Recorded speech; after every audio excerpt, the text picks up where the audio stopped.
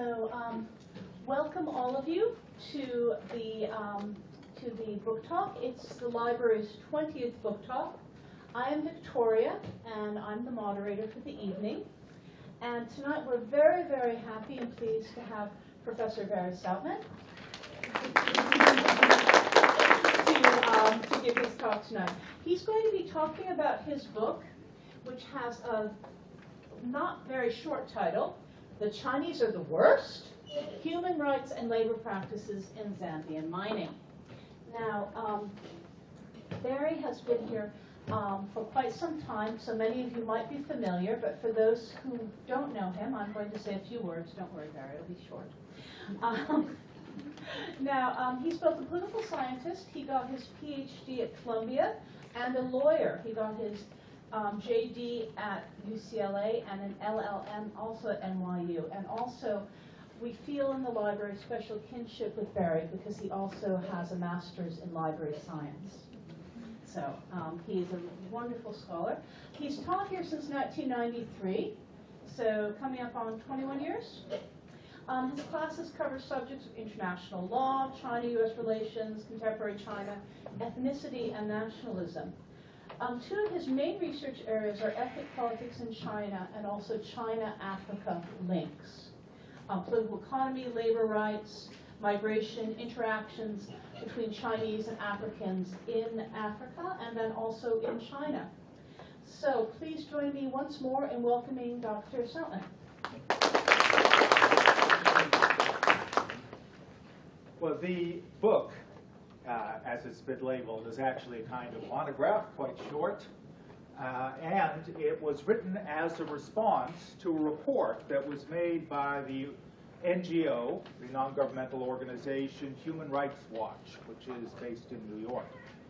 In the late part of 2011, Human Rights Watch issued the report that you see here entitled "You'll Be Fired If You Refuse: Labor Abuses in Zambia's State-Owned, Chinese state-owned copper mines."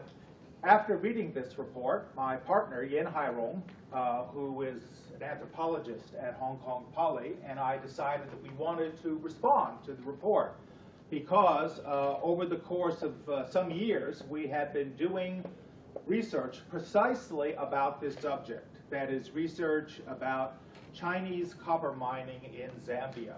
And we had gone to Zambia once a year or twice a year for field work, had been to all the Chinese-owned mines, been to some other mines as well.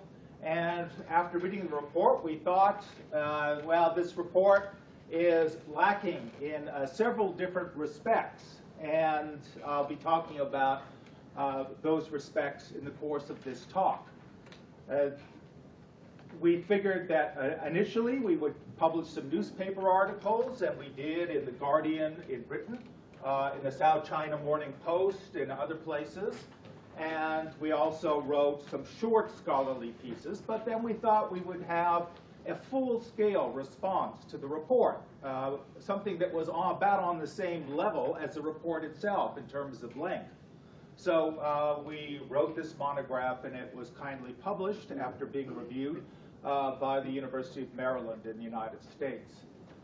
And so I'll be talking about that book today, but I do wider research about China and Africa. That is, the interrelationship between the most populous country in the world and the continent with the largest number of countries in the world. And I would be happy to address any questions that you might have about the relationship between China and Africa, because what I'll be talking about initially is a fairly narrow subject, but it's embedded in a much wider subject. So I'll begin by saying that Human Rights Watch, when they did their report, wanted to talk about the human rights implications of Chinese investment in Africa. And they selected for study 4 companies that are owned by a big Chinese state-owned mining company called CNMC, headquartered, of course, in Beijing.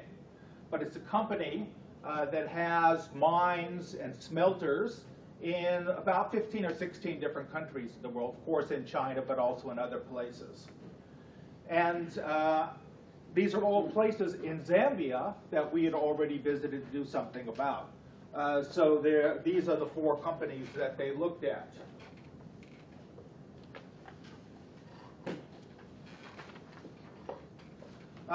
Besides the Chinese investment in copper mining in Zambia, there's also investment by other foreign investors, mostly European or North American. So from Canada, South Africa, Switzerland, Britain and India, etc., Australia.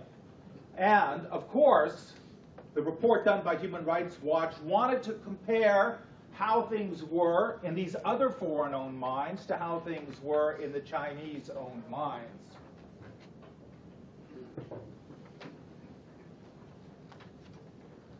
So the methodology that was used by Human Rights Watch was interviews. That is, they conducted interviews with miners, altogether 143 miners, 95 of them from the 4 Chinese companies, and the remaining ones from the various European, North American-owned companies. And of course, the purpose of conducting the interviews was to find out about how labor conditions were in the Chinese-owned mines and compare them to labor conditions in the mines owned by other companies.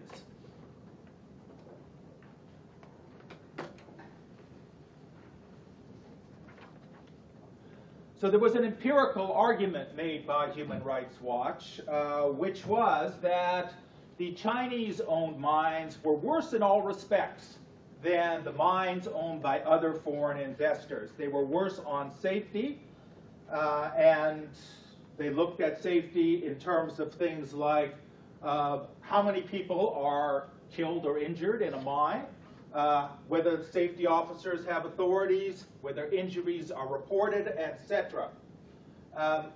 When we did our study, and I'll come to that in a moment, we found that actually safety conditions were virtually the same in the Chinese-owned mines compared to the other foreign-owned mines. Also, that the Chinese-owned mines, Human Rights Watch argued, were worse on pay.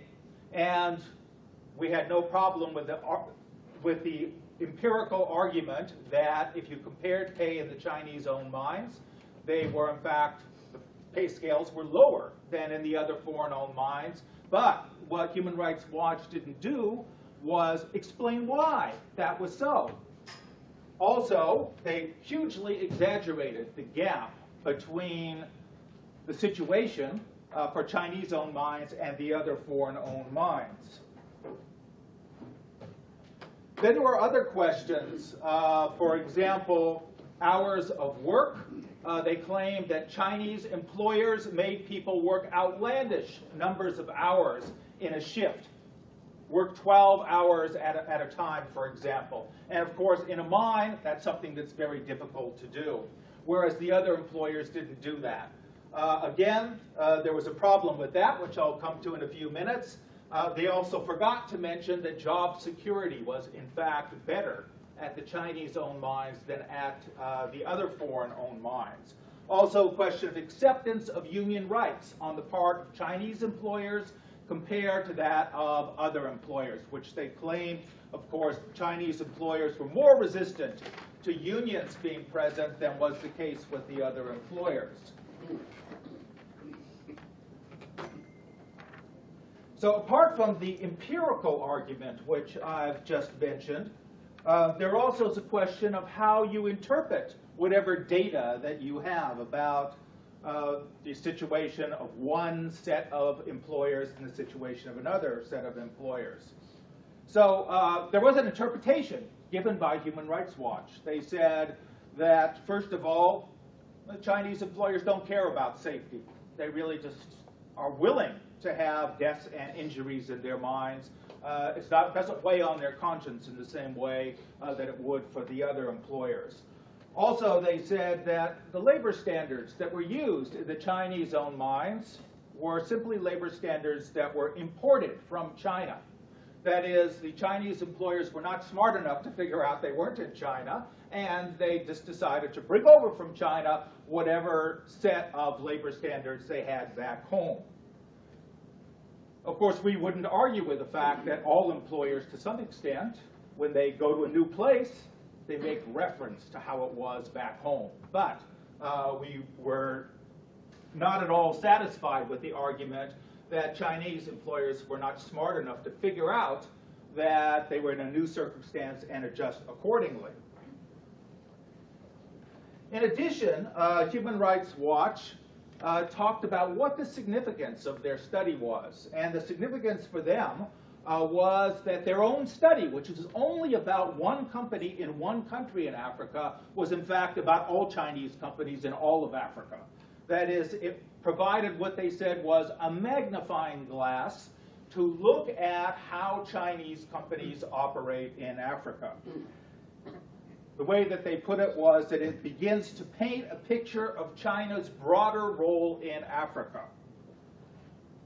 So we decided to launch a critique, as I mentioned earlier. That is, initially, just a very short critique in small articles, and then eventually this much larger work. And there were a number of points that we wanted to make in response.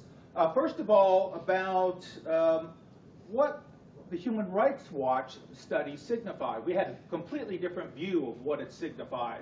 In the first place, we saw it as a contribution to the China in Africa discourse. The China in Africa discourse is a discourse of Western politicians and Western media about what China is doing in Africa. And it has a huge number of problems which we have now devoted years to studying and commenting upon.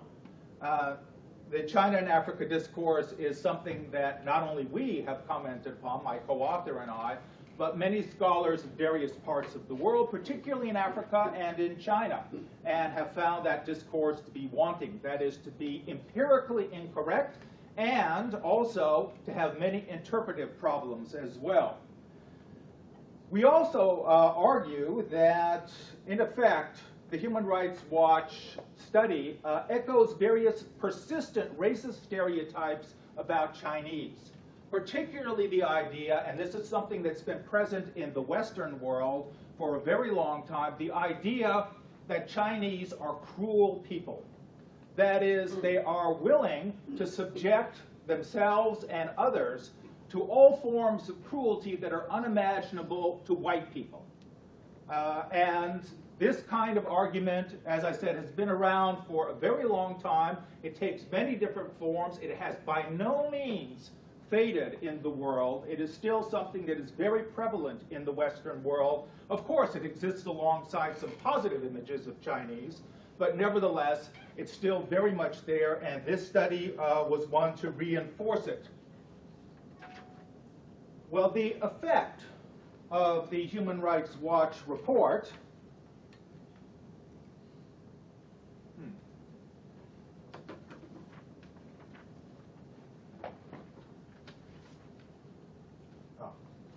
well, first, the background to the Human Rights Watch report. That is that the presence of Chinese in Zambia has been a political issue for some years. Actually, from the middle part of the 2000s, from around 2005, it became known in the world that there was a political force in Zambia that wanted to make an issue about the Chinese presence. This political force was a party called the Patriotic Front. And the Patriotic Front, for years, from 2005 to 2011, ran in presidential and parliamentary election campaigns on a platform that was devoted to attacking the Chinese. And in the course of these attacks, of course, the Patriotic Front made contact with people from around the world to expose what they were doing, gain further publicity for themselves, and it became known in the Western media particularly that there was this anti-Chinese force in Zambia. And so one of the backgrounds to the Human Rights Watch report was that Human Rights Watch chose to go to Zambia for that reason.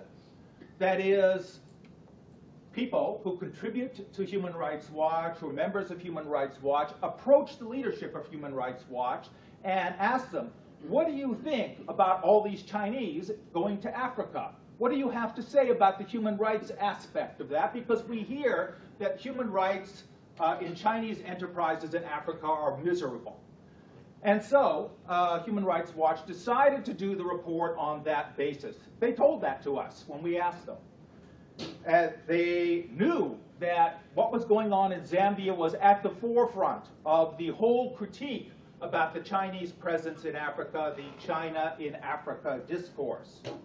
So there had been all this incitement in Zambia. It was picked up by the Western media. It was then picked up by people affiliated with Human Rights Watch who asked Human Rights Watch to do this kind of report. So naturally, when they set out to do the report, which would cost them a lot of money and effort, the end result was basically foreclosed. That is, that they would report that there were significant human rights violations going on at Chinese enterprises in Zambia. Of course, this is part of a larger media setting and setting on the part of Western politicians, especially American politicians, but also British politicians to some extent, who have constantly commented on in a negative way about the Chinese presence in Africa.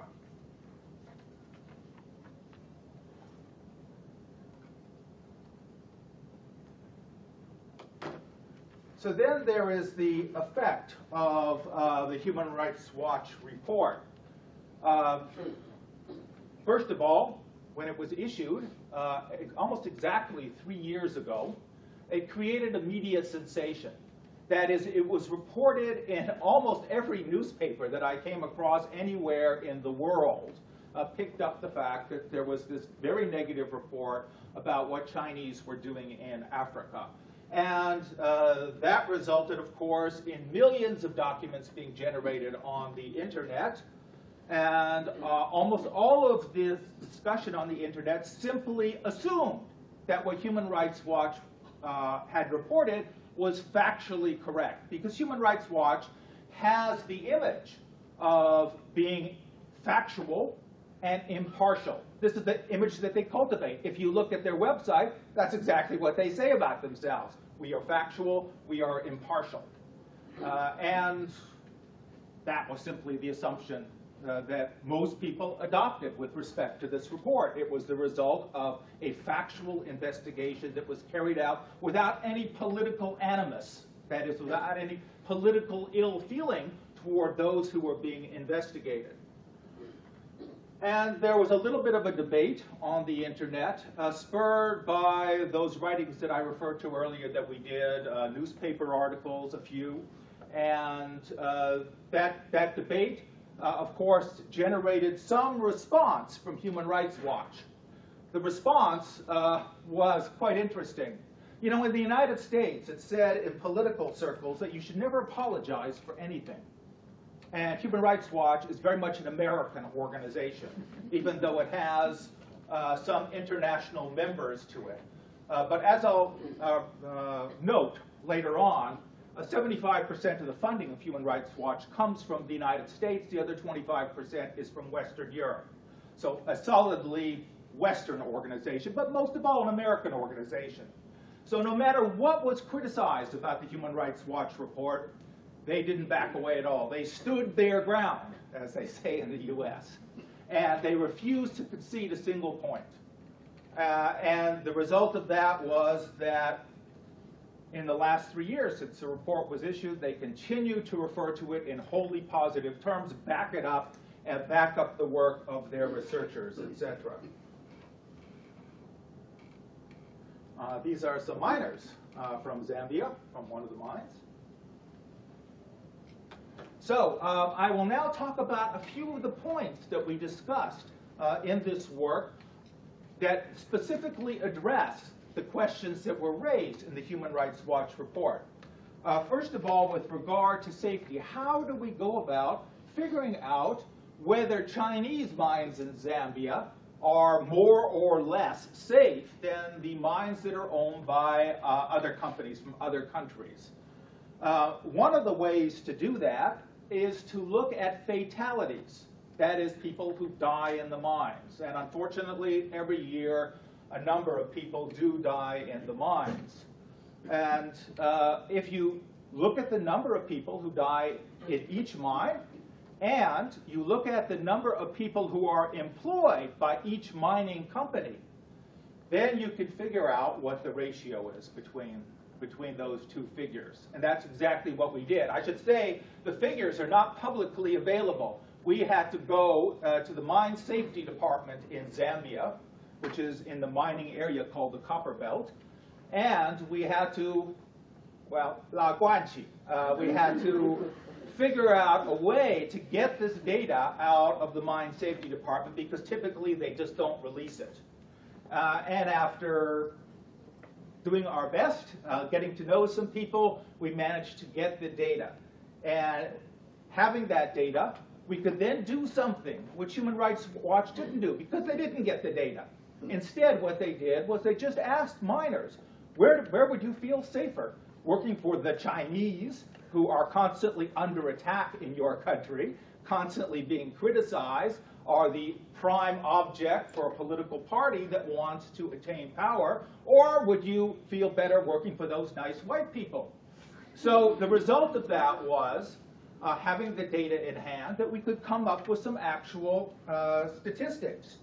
And what we found was that basically the number of fatalities in Chinese-owned mines corresponded very closely to the percentage of the workforce employed by Chinese. So that sounds like, well, Chinese are doing okay, just about the same level as everybody else. Unless, of course, you can say that nobody's doing okay because, after all, some people are dying. And the fatality figures, I should say, are figures which are very reliable. Because while you can fake whether somebody is injured or not, you cannot report their injury, you can't fake whether somebody's died or not. Actually, in the mainland, you can fake whether somebody's died or not, but not in Zambia. In Zambia, they do maintain a good set of fatality figures for the mine. And in part, that's because the number of people who die is relatively small. Here is a chart, which actually I've updated, and I'll just tell you orally for the latest figures. But this is the total number as of 2011, when the report from Human Rights Watch was issued. Total number of people who had died in the mines. As you can see, the number varies a lot from year to year, but it's not a huge number, certainly not compared to the, well, thousands of people who die in China every year in mining accidents. And then these are the number of people who died in the Chinese-owned mines. So as you can see, the total here compared to this is something on the order of, what, about 12% of all the fatalities. And as it happened, the Chinese workforce, the workforce at the Chinese mines was roughly the same proportion. By the way, in 2012, only 12 people died, of whom 2 died in Chinese-owned mines. The same thing in 2013. 12 died, 2 in Chinese-owned mines. As it happens, that's 1/6, of course. As it happens, the workforce in the Chinese-owned mines is 1/6 of the total workforce. So this proportion has been fairly steady throughout the years. And this is a reliable indicator of whether Chinese mines are as safe as other mines. By the way, people who are mining engineers will tell you that there is a strong correlation between the level of fatalities and the level of injuries that occurs in a mine. So if you have a lot of fatalities, you will have even more injuries, of course. But those two figures correspond from mine to mine. High level of fatalities, high level of injuries. And that means that if you look at fatalities, you also have a good answer with regard to serious injuries, at least. So we think that we had dispatched that theory that Chinese mines were not as safe as other mines. But there's something more to be said about that. And this goes to something I put up here on the board I didn't include in the PowerPoint, which is that when Human Rights Watch did their report, the report was not done by a social scientist. It was done by a lawyer. And although I have a high opinion of lawyers, being one myself, nevertheless, he was completely lacking in his ability to do good social science. And what he produced was, in effect, bad social science because he ignored factors which were important to doing comparisons. And in regard to safety, the most important factor is this, UG mining. Now, this is not mining done by undergraduates. This instead is mining that is underground. There are two kinds of mines in the world, underground and on the surface. As you might expect, underground mines are much more dangerous places to work than mines on the surface. The reason for that is rocks fall from the roof of the mine, kill people, and rocks explode out of the walls of the mine and kill people. So that the rate of fatalities that you would expect in an underground mine is much higher than in a surface mine. As it happened, the Chinese-owned mines in Zambia were all underground mines, whereas the other employers from Australia, Canada, etc., they owned either exclusively surface mines or they owned a mixture of underground mines and surface mines. Now, if you look at the engineering data about this, it indicates that an underground mine is 3 times less safe than a surface mine, or 6 times less safe, 3 times in Australia, 6 times in Canada. In Zambia, we asked people in the mine safety department how much more unsafe is an underground mine compared to a surface mine. And they said 7 or 8 times more unsafe. What that means is that if the Chinese mines had a safety record indicated by fatalities that was on the same level as that of other employers, the Chinese mines are actually more safe because they're underground mines.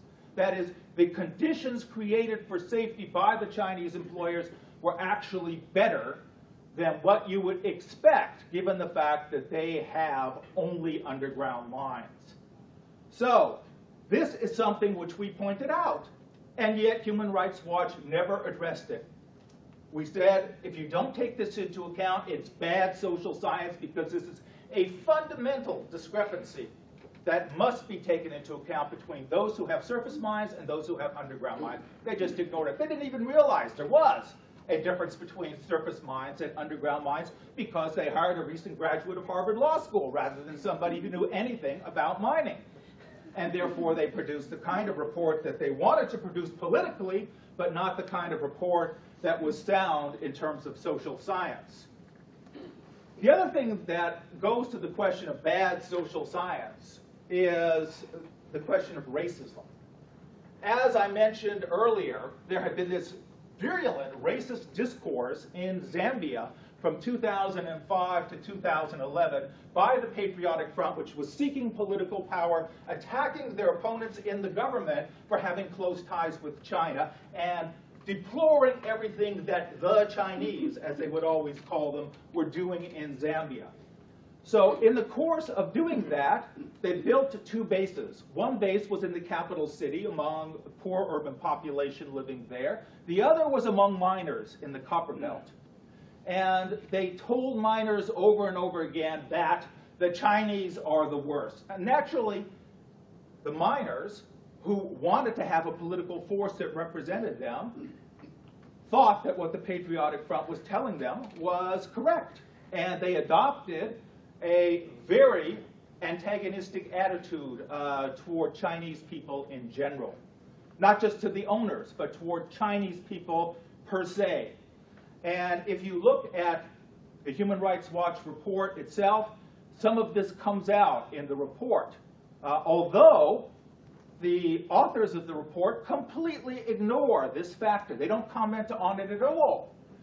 But the fact of the matter is, if you've gone around in that area, as my partner and I have done, and interviewed miners, and we've interviewed hundreds of them, we know that, in fact, lots of them have this racist attitude toward Chinese. And they don't have a racist attitude toward whites, the people who own the other mines.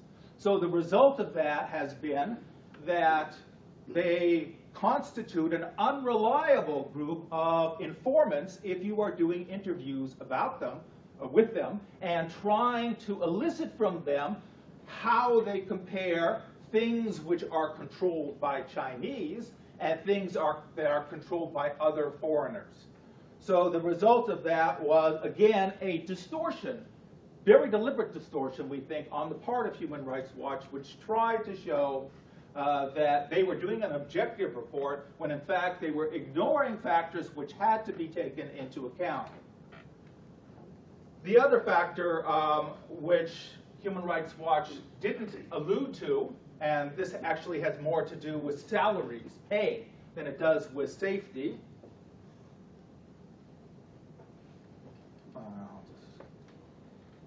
So I've talked about that. Oh, this is the late president of Zambia, Michael Sata. You may have heard that he passed away just this past week. He was the leader of the Patriotic Front. I won't say anything more about him because I want to continue to go to Zambia, and his party is still in power. But you can imagine what I would say. This was something written by strikers at the Chinese-owned mine during the course of the strike that occurred just at the same time that the Human Rights Watch report was being issued. So as you can see, anti-Chinese slogans. Chinese will not be allowed inside, China must go, etc.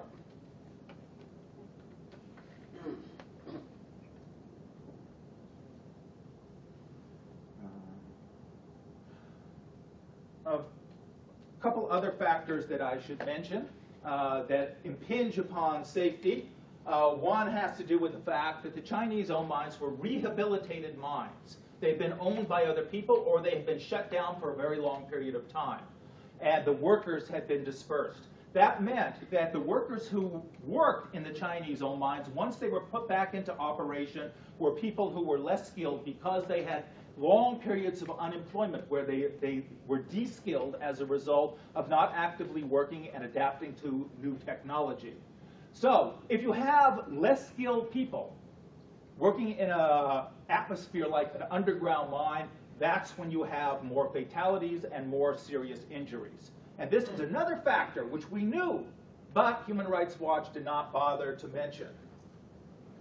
Also, there was more construction going on at the Chinese-owned mines. That is, they were expanding their operations, hiring lots of new workers, but when you're carrying out construction of an underground mine particularly, it's the most unsafe situation in mining because you have to secure the walls, you have to put up pillars, it's all kinds of things which you're doing in tunneling out a new mine, which is very unsafe.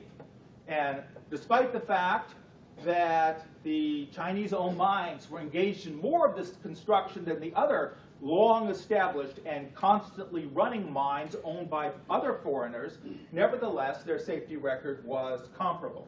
But again, Human Rights Watch didn't bother to mention any of this.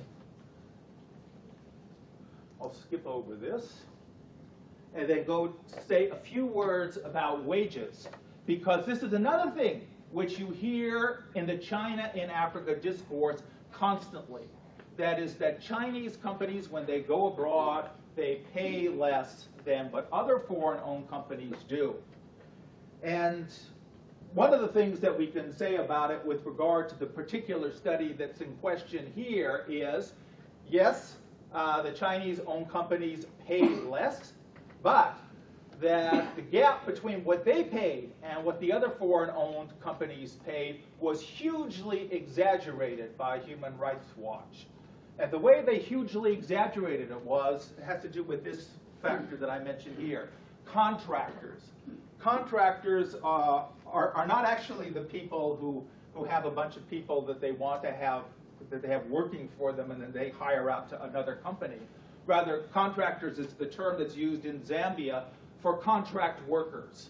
That is, these are people who are not permanent workers, Instead, they have to come and sell their labor to the company for usually a short period of time. They might have a 6-month contract. They might have a 1-year contract. They might just be casual workers who are hired on a day-to-day basis. So as it turned out, the Chinese-owned companies have virtually no contract workers. Their workers are all permanent workers. And this is a result of struggle by the unions. That is, the Chinese companies eventually agreed to the union demand that all their workers be permanent workers. And being permanent, of course, provides stability for the workforce. But at the other major companies investing in mining in Zambia, there was a high percentage of contract workers. Let's see if I can find the figures, yes. So these are the percentage of workers who are contractors at the British Indian mine, the Swiss mine, the Canadian mine, the Australian mine, and the South African, I should say white South African mine. As you can see, all of them had some significant percentage of the workforce that were contract workers. Contract workers in Zambia in the mines are paid anywhere between 1/4 and 1/2 of what permanent workers are paid. But yet, in the Human Rights Watch report, they ignored the fact that there were large numbers of contract workers at the other mines. Instead, they compared the pay rate of the permanent workers only at the other mines to the permanent workers, all the workers in effect, at the Chinese-owned mines.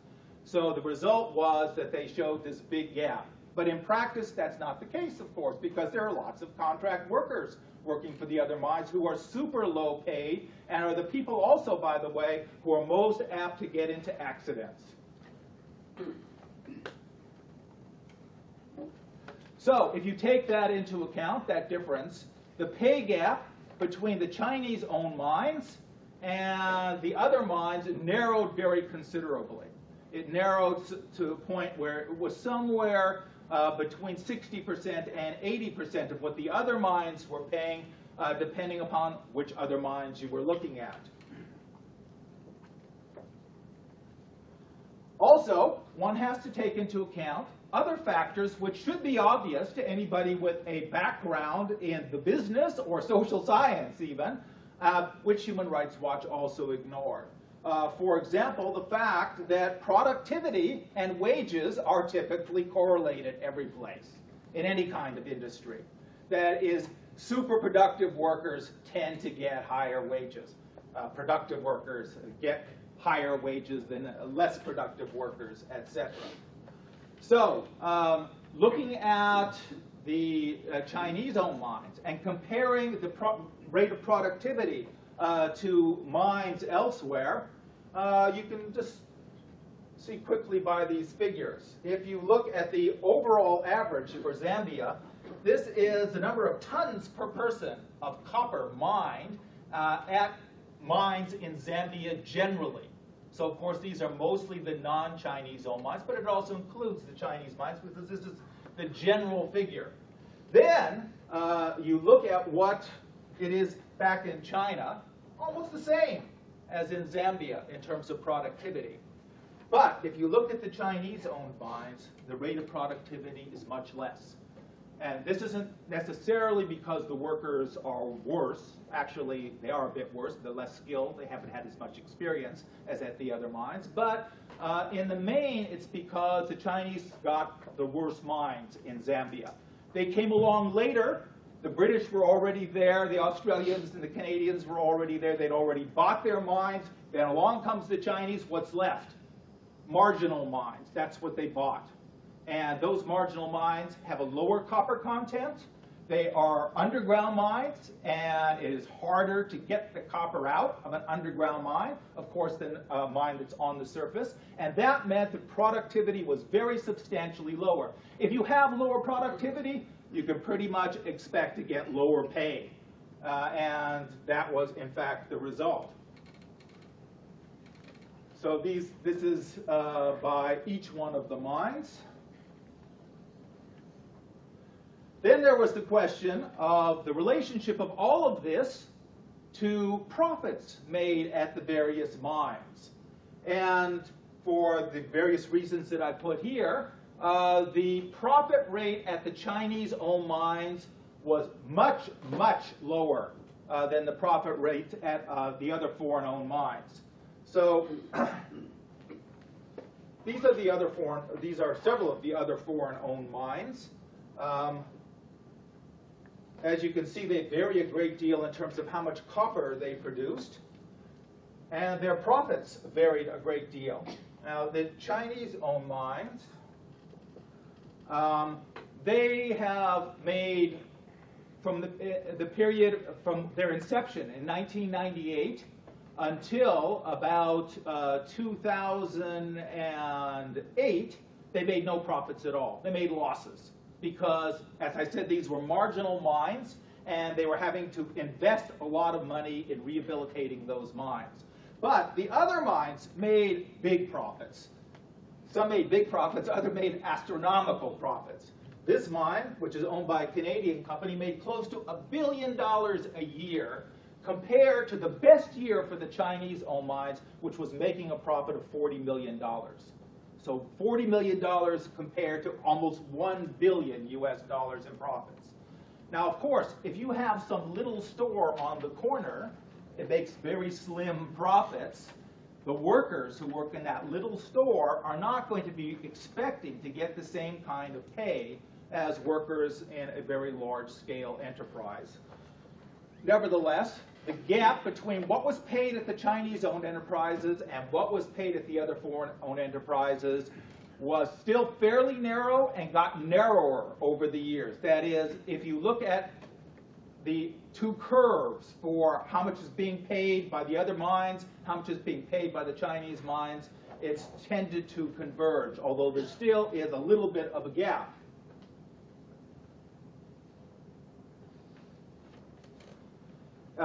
It's tended to converge as a result of larger increases in pay at the Chinese-owned mines than at the other owned mines. So we can say that the Chinese-owned mines were indeed worse with regard to pay. That is, they simply, on an empirical basis, we can say they have a lower rate of pay. But it's explicable and it's changing, something that, again, Human Rights Watch did not take into account. Then there are other questions about the number of hours worked, but I'll skip over this because what simply happened here was another instance in which Human Rights Watch did not report what was going on elsewhere. They said there are a couple smelters, not the big mines owned by the Chinese, but rather small smelters, where the workforce was working 12-hour shifts. So 4 12-hour shifts per week. And they said that this is a violation of law, horrendous, etc. But when we looked at what the other mines were doing, pretty much all of them were doing the same thing. And again, this wasn't reported by Human Rights Watch. And there was a reason why at smelters people worked 12-hour shifts rather than 8-hour shifts. Instead of working 6 8-hour shifts, worked 4 12-hour shifts. Has to do with the kind of production that's done at a smelter, which is high-tech, compared to what's done in a mine, which is relatively low-tech. And then there was a question of union rights. I won't talk about this because the question was raised. It was spurious. It was based upon a lack of knowledge on the part of Human Rights Watch about what was actually going on, and it's all been settled since then.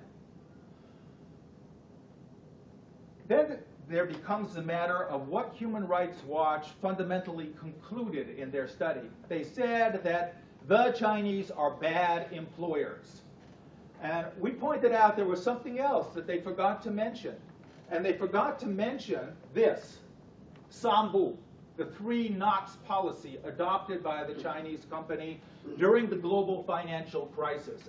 As you may remember, in 2008, 2009, lots of enterprises all around the world folded or they laid off huge numbers of workers. This happened in the mining industry in Zambia as well. Lots of people were laid off by the mining companies. There was only one outfit that didn't lay off any workers, that in fact engaged in what's called counter-cyclical investment. That is, bought properties, hired more workers, and that was the Chinese company. They didn't lay off a single worker. They hired hundreds of additional workers. At the top point of the crisis, when the price of copper had plunged from $9,000 US a ton to $3,000 US a ton, a collapse of the copper market, and yet the Chinese company said that for political reasons, out of solidarity between another developing country and China, we will not lay off anybody, and we will hire additional people. This, again, was something not mentioned by Human Rights Watch. So, we have to ask them, why would Human Rights Watch issue a report of this kind with all of its deficiencies? And why, when the deficiencies were not pointed out, would they not have any kind of response of the sort that one would expect from a study which was, after all, supposed to be embedded in social science? And the reason we think it's political. That is to say that Human Rights Watch, despite purporting to be an objective organization, has its political agenda. And the political agenda is to advance liberal democracy in the world, and to do so particularly with regard to the Chinese government. That is, when Human Rights Watch issues reports, and they issue a great many of them, and some of them are quite worthwhile, those reports are disproportionately issued about China. That is, if you look at China's place in the world of human rights concerns, of course, it's a significant place, and one would expect a significant number of reports to be issued. But there's a quite disproportionate number of reports issued by Human Rights Watch about China. And in these reports, it is always the fault of the political system with regard to whatever goes wrong in terms of human rights.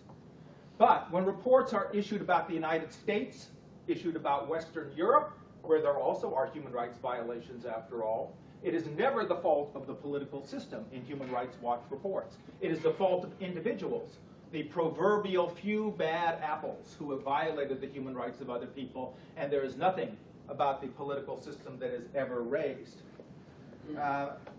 There also are some other indicators in that regard. A hugely disproportionate number of reports by Human Rights Watch have concerned Tibet.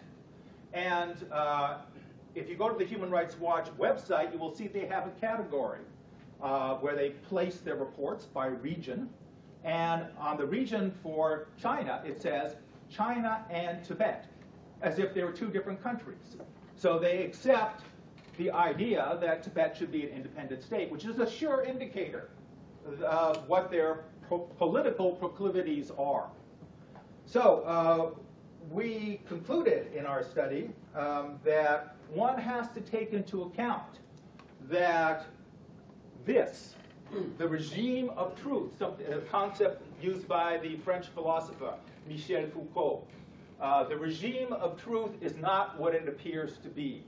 That is, people who claim that they are factual, impartial, etc., and who report what they call factual and impartial results of studies may be doing that in order to realize political objectives. And this has to be at least questioned.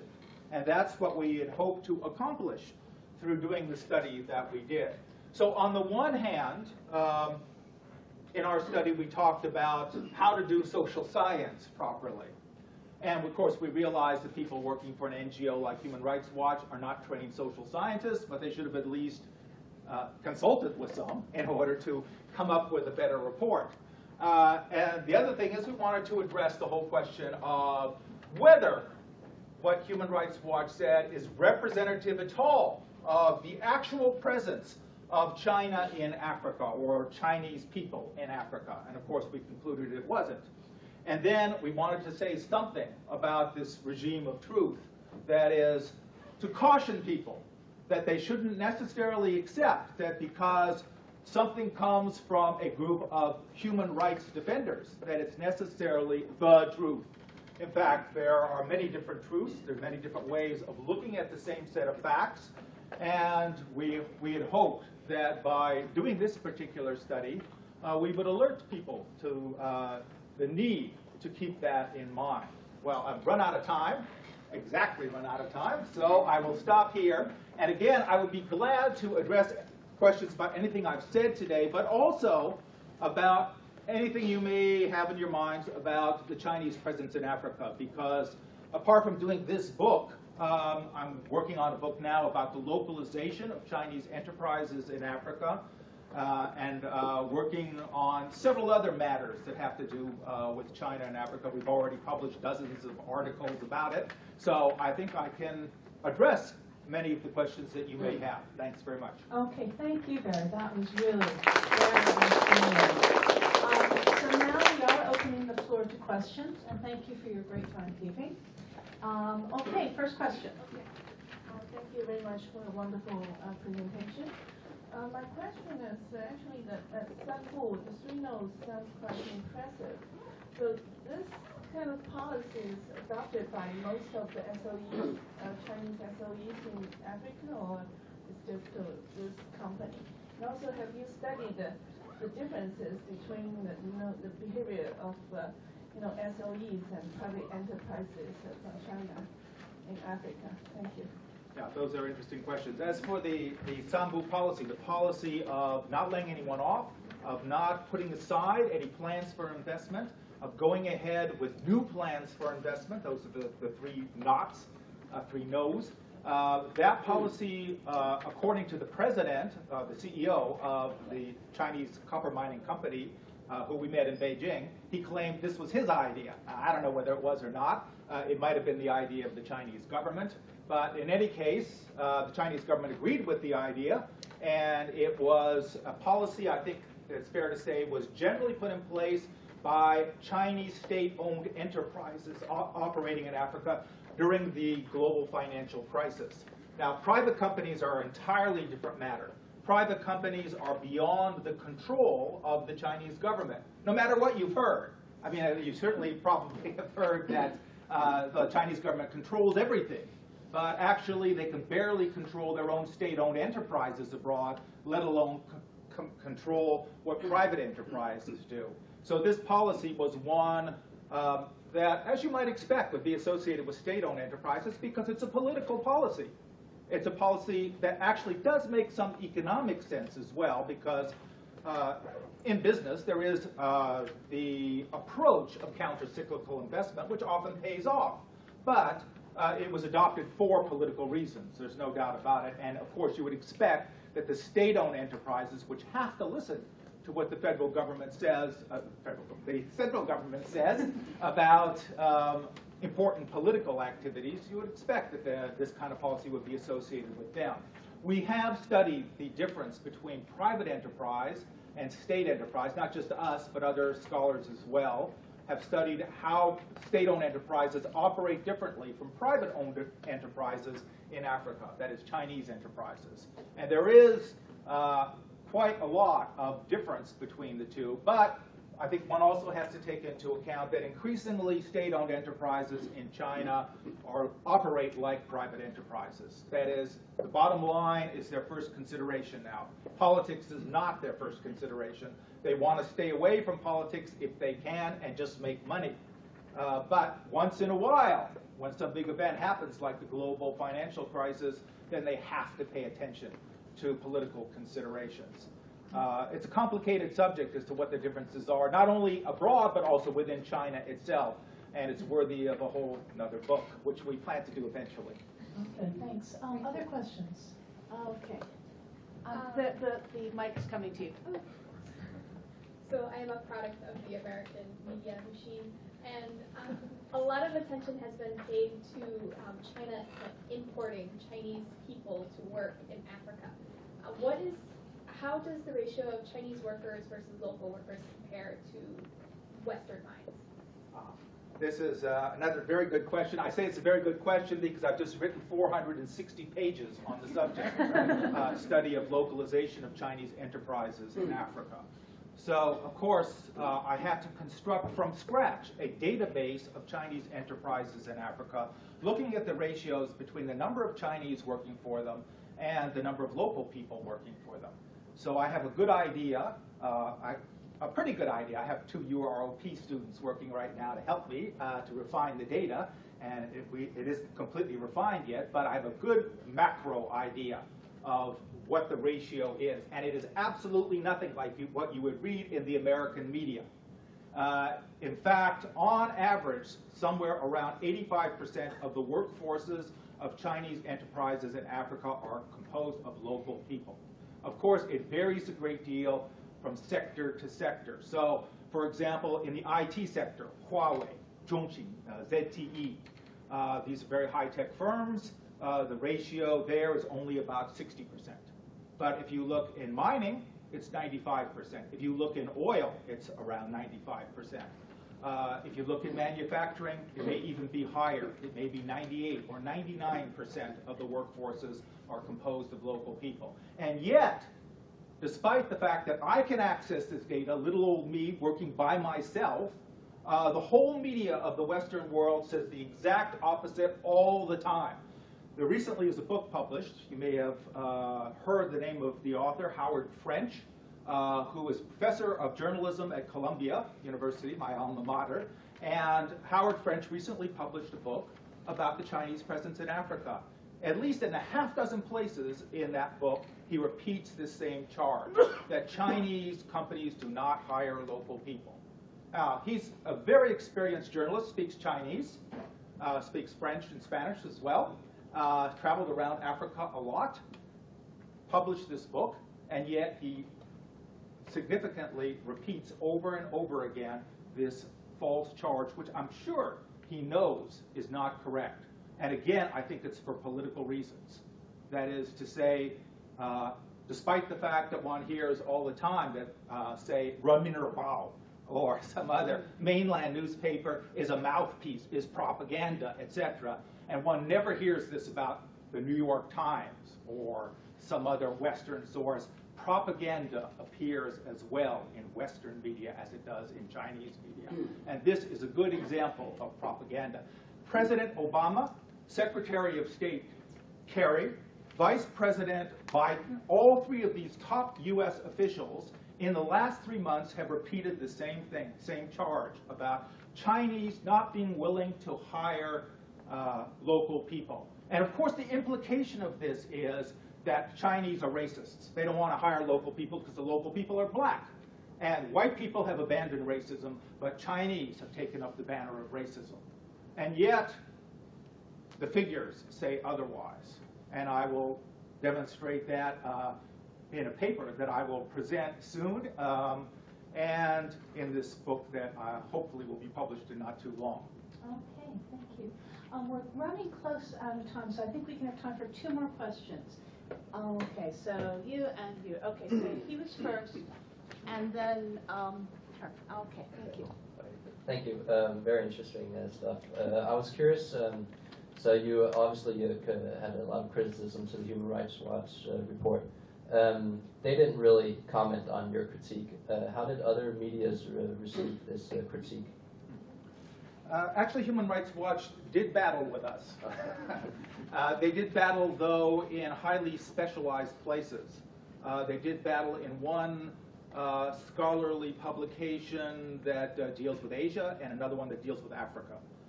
So we went back and forth with our saying one thing, they're saying another, and in the end, well, I don't want to be immodest, but we beat them. We beat them very soundly. That is, the scholarly community, to the extent that they paid attention to this, thought that we had gotten the better of the argument. As for the other media, absolutely paid no attention whatever. That is, the mainstream media, despite a huge amount of publicity about the Human Rights Watch report, I mean literally thousands of articles in newspapers around the world, did not bother to allude to anyone's critique of the Human Rights Watch report. It was simply accepted, if you will, as gospel truth. Okay, thank you. And then our final question over here. Hi, Barry. I'm wondering whether there are other factors other than political considerations behind the Western bias, like the interest groups. If that's the case, then maybe the Chinese corporations in Africa can also influence the media, because they're also an interest group. Well, it's true that Chinese companies in Africa think about what you've just said. They think about the possibilities that we can have some influence. But they also think we don't know what we're doing in that regard. We don't have any experience in that regard. We don't know how to do propaganda. Believe it or not, this is what they say. One always associates propaganda and the Chinese government, but these are Chinese government entities, and they actually say this to us. Of course, they say it in Chinese, but they say, we don't know how to do propaganda. We don't know how to put forward our point of view in a way that people will pay attention to it. As for, they do also ask our advice when we come to interview the managers, for example, of these companies. They say, how can we get the word out that we're not as bad as all these Westerners are saying we are? And of course, we just tell the truth. That is what should prevail. At least that's the theory. But as for interests being involved, besides political ideology being involved, I think it's true that there are interests involved. Those interests, first of all, are the strategic interests of the Western countries, particularly the United States. That is, among the American political elites, they have the idea that there always has to be a peer competitor of the United States. It used to be the Soviet Union, now it's China. It's the only possible peer competitor of the U.S., the only strategic rival of the U.S., and the U.S. must do what it needs to do to best China. And part of besting China, of course, is to occupy public thinking in that regard. That is, to convince people that in an all-around way, the U.S. political system and U.S. interests are superior to the interests of China. But besides that political elite, of course, to some extent, in some places, there are economic interests which are involved. Now, I don't want to make too big a deal about that, because I think in general, the attitude of Chinese companies, and I've talked to the leaders of many of them, their attitude is, we don't compete with other people. We try to do our best to make money for ourselves and let those other people do whatever they want to do. We will do what we want to do in the best way we can do it and hope that things turn out well. As for those other people, if they think they're competing with us, that's their business. We just are entering into an economic sphere in the way that will do the best for our country, for our company, and perhaps for the world. But we don't have any kind of sense that we're in economic competition with others. And in fact, with a lot of products, and a lot of the discussion about China, Africa has to do with extractive industries, products like minerals, oil, etc. These are fungible. That is to say, there's a world market in these products. And you don't have to be in competition with anybody. That is to say, you just produce what you can and sell it on the international market and hopefully make money that way. So in some spheres, I think that's true. There are definite economic interests that think, at least, that they're in competition. In other spheres, they should know better if they do think they're in competition, because there really isn't a competition. Okay. Well, thank you very much, everyone. I think we should thank Barry. The library also thank Barry. So our director, Ms. Diana Chan, will present some souvenirs to Barry. Well, thank you so much for making this clarification for us. When I first came, probably I have the same feeling as like you. Are Chinese the worst? I want to find out why. But at the end, Barry helped us to clarify all this. And it is a question, but that's not the conclusion.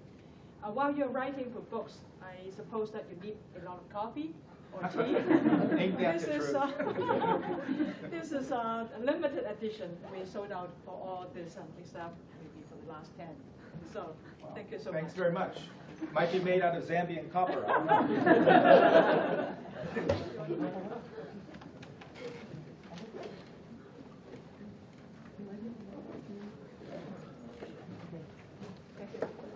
Thank you. Okay, thanks again. And please, if you have time, please remember to fill out the forms and leave them at the end. Thanks. Bye-bye.